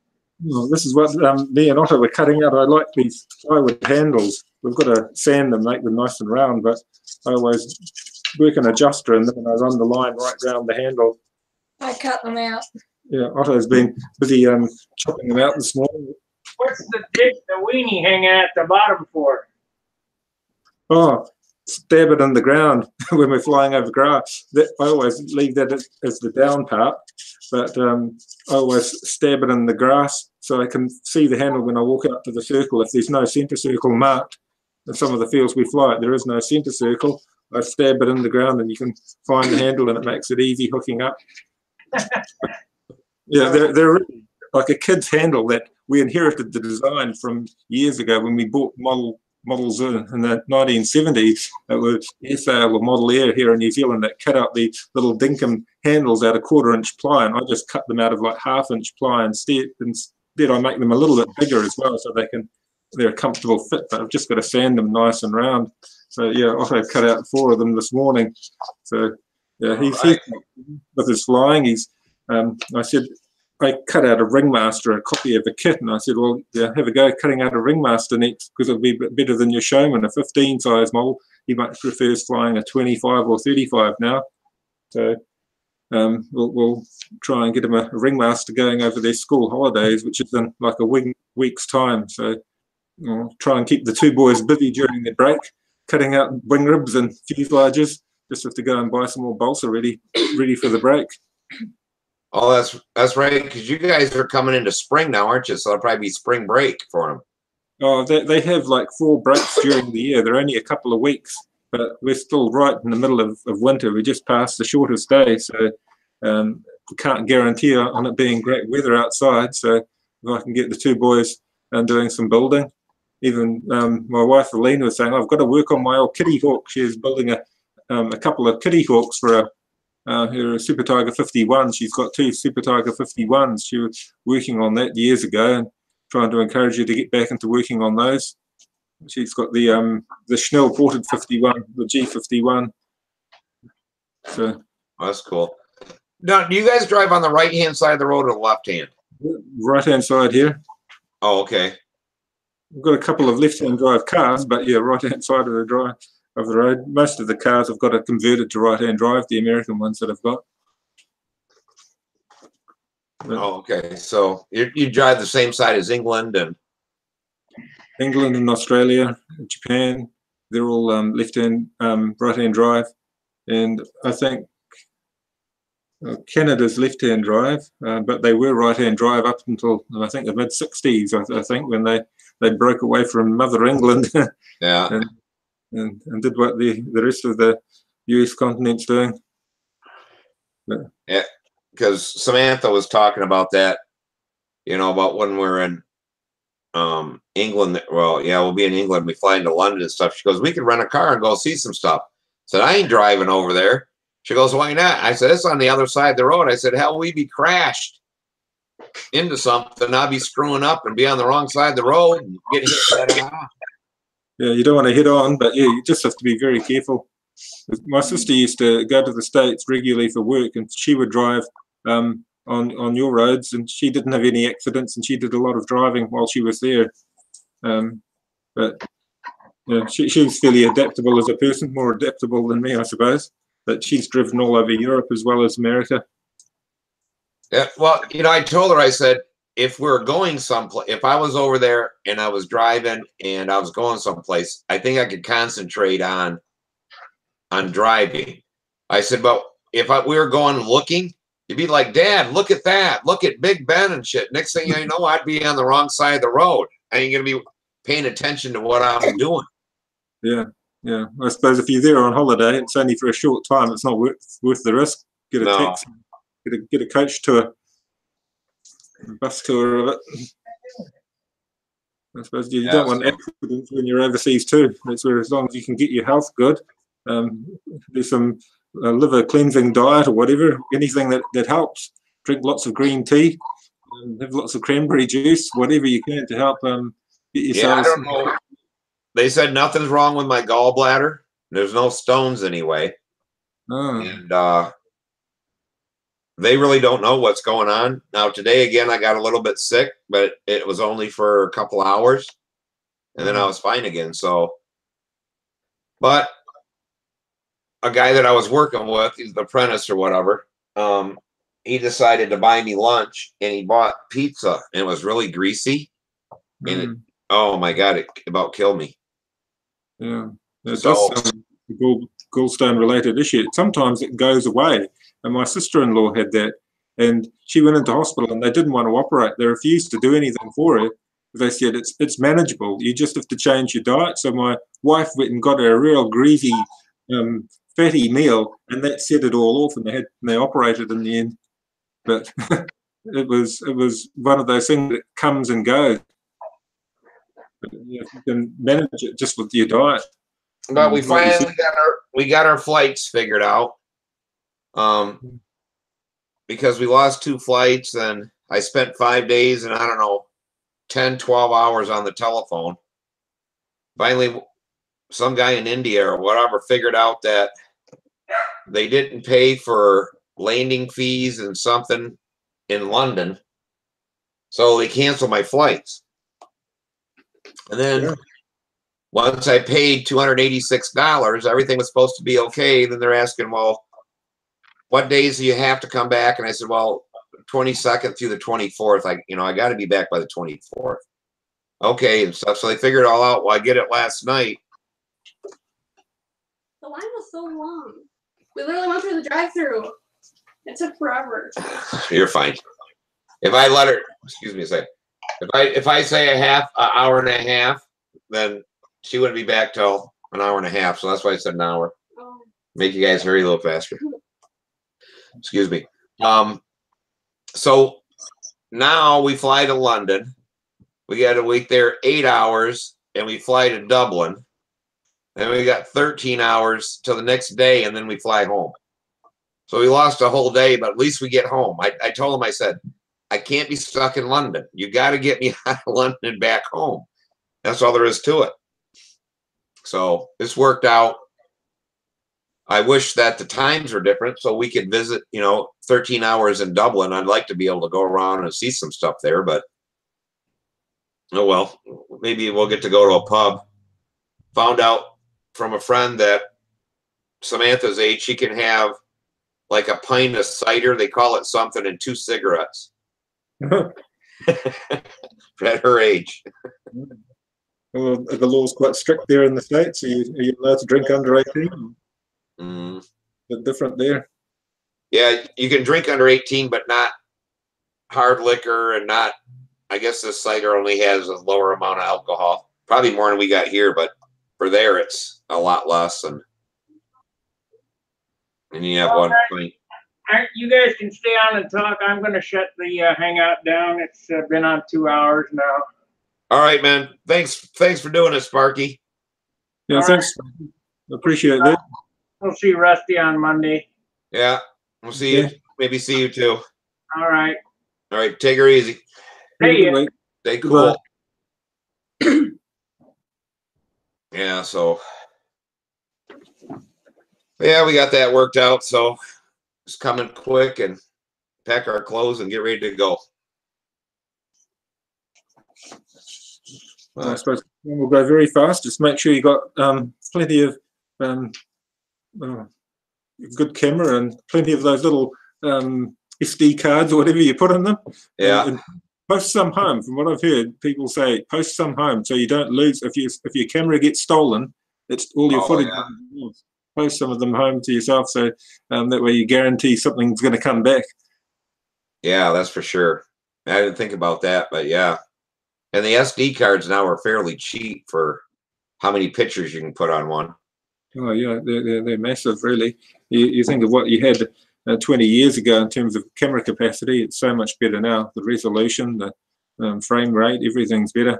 Picture quality? Yeah, the picture quality has basically improved a lot. Yeah, I remember paying, I think I bought a 2 meg little card, and it wasn't a small one, it was the bigger one back in the day. And I think that thing was like $50-some.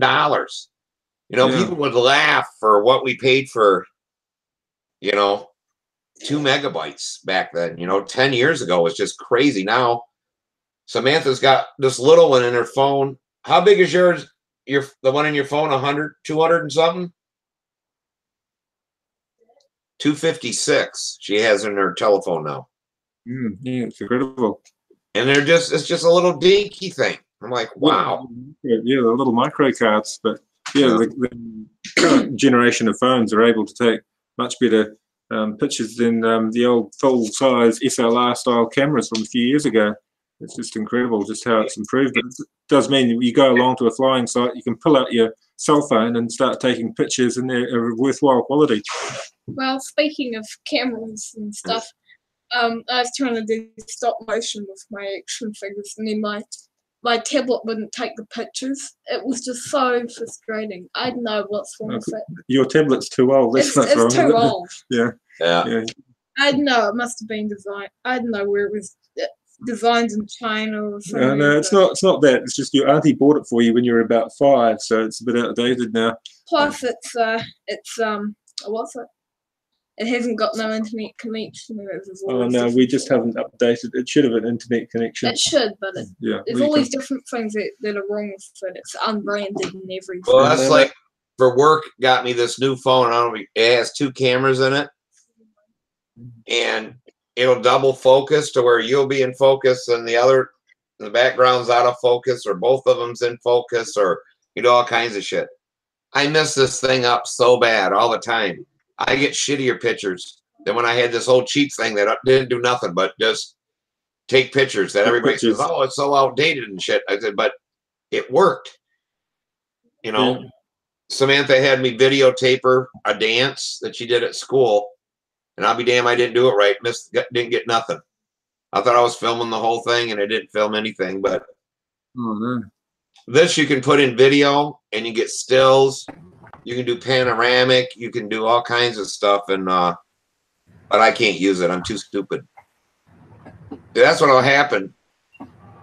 You got an old camera that messes up. I got a new one that I mess up, that I can't use. Hi, Charles. Hey, man. From your mission. Hey, you been on safari? Yeah. So Sparky, he cut out, huh? Just a second ago. Yeah, he's left for the day. He said he'd be back. Back in from flying?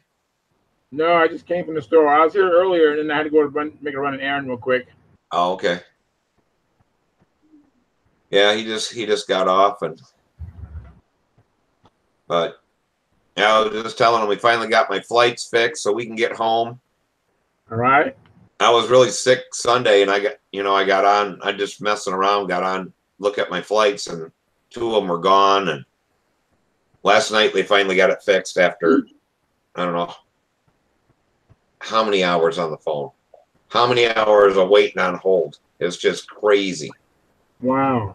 But we get back a day later, and we end up spending a night in Dublin. But at least I get home. Right. So